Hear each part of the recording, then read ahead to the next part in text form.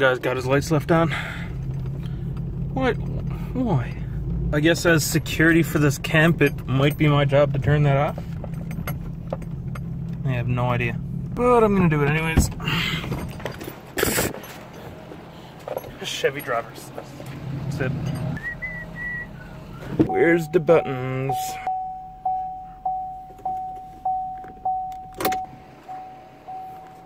So it's not that.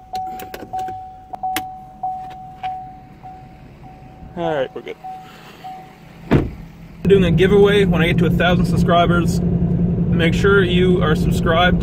Help us get to that. And to win, you'll have to be a subscriber. It's going to be worth $300 or $300. Maybe a camera, gift certificate, something along those lines. Make sure you subscribe for that. Enjoy the video. Alrighty then. Hey everyone, how are you guys doing? You know you can answer that, just leave in the comments. Today, I'm going to talk to you about the 6.4 liter. Now, as aforementioned, this is not a 6.4 liter. This is a 6.7. But I do have a bit of experience with the 6.4. And before I bought this truck, when I was looking for a diesel truck, I did a whole lot of research on diesels, Fords in particular, and tried to figure out which one was the best one. This is Ford's POWERSTROKE diesel, and it was made from 2008 to 2010. That's a pretty short run, isn't it? But anyways, before that, you had the 6 liter, and then you had the 6.4, now you have the 6.7. Now the 6.4 has a very bad reputation. It's known for all sorts of problems, but with the right owner and right maintenance, the right little additions and modifications, it can be a decent truck. The 6.4 liter is a V8.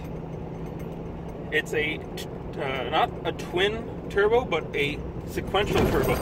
What that means is that it has 2 turbos, one smaller one and one larger one. Now how this works is the small one will get spooled up first, so you get a quicker boost, and the larger one will then take it over from there and give you that long-term heavy-hitting power. Now the 6.4 liter is known for being a very peppy, powerful, responsive truck.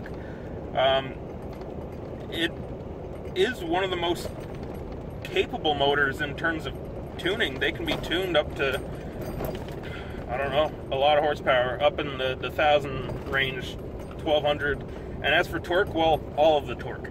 But stock, which is more or less what we're talking about today, it makes 350 horsepower at 3,000 RPM and 650 foot-pounds of torque at 2,000. So I mean, that's a good bit of power. I mean, it's no slouch. You're not going to be missing much. So with the 6.4, damn roads. So with the 6.4, it's important to talk about its problems.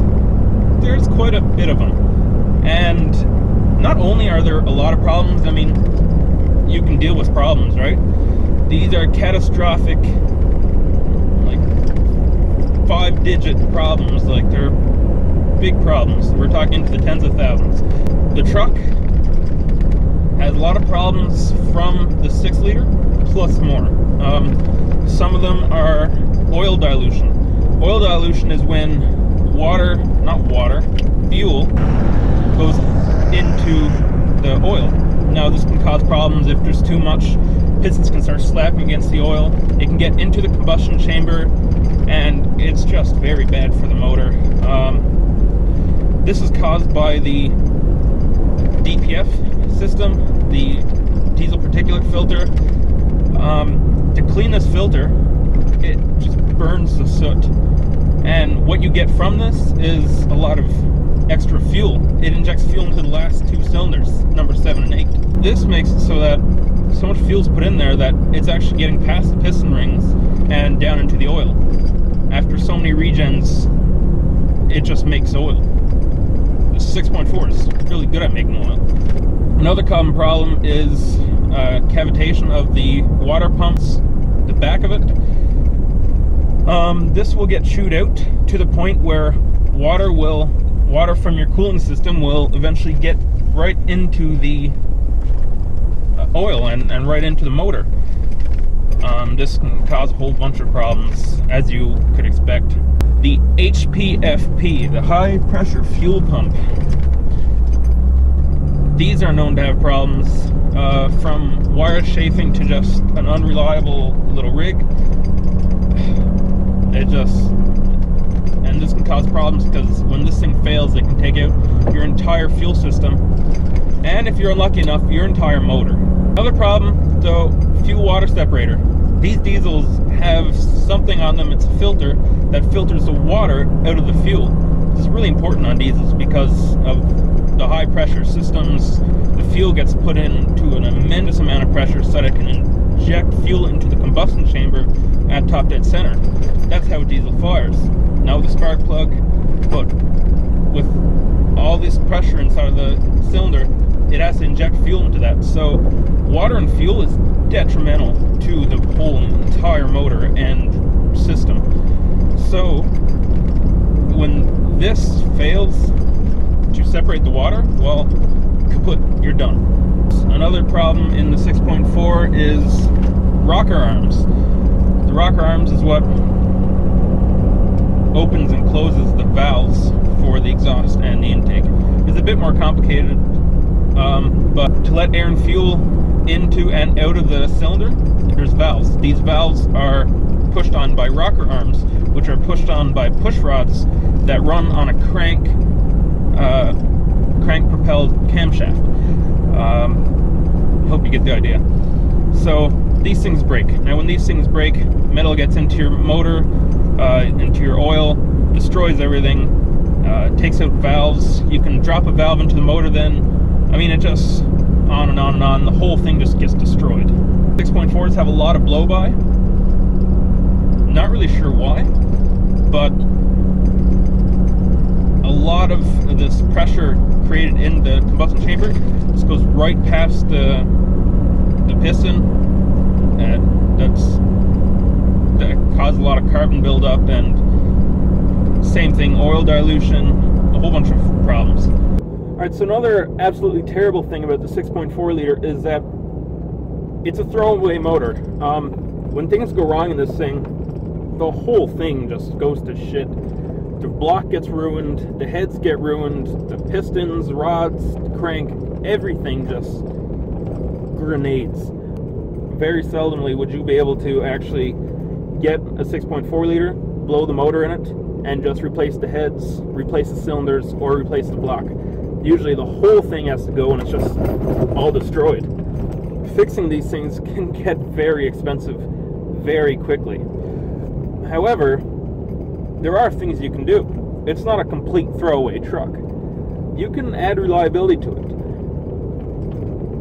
It's going to cost a bit, but if you really like the way that 6.4 looks, it has a mean look. It's one of my favorites. And if you like the power, or you just want to keep your truck that you have now and getting paranoid about all these possible problems, well, there are things you can do about it. In conclusion, the motor isn't a good motor, but for the right people, can be. If you get lucky, you might not have too much trouble. It might not break your bank too bad. You never know, right? But if you can't afford the gamble, if you can't afford a $12,000, $13,000 repair bill, perhaps twice in a month, I don't know. I don't think you should do it. I advise against it. I know I'm saying all this from a 6.7, but I did drive the 6.4 before, and I did a lot of research on it. These are things that I've known for years. I love the truck. It's one of my favorites, but I just can't do it. I can't justify it. If you're looking to get into that truck because it's cheap, or you can get a King Ranch or a Lariat for a relatively cheap price, yeah, it's going to cost you more in the long run. I wouldn't do it. I hope you enjoyed this video. I hope it was entertaining, and I hope you learned something. If you disagree with everything I said, and you're going to get a 6.4 anyways, go for it. I'm just a YouTuber with opinions. It doesn't really matter. Check out my Instagram, kpdanger.youtube. If you like my videos, you know what to do. You guys have a good day.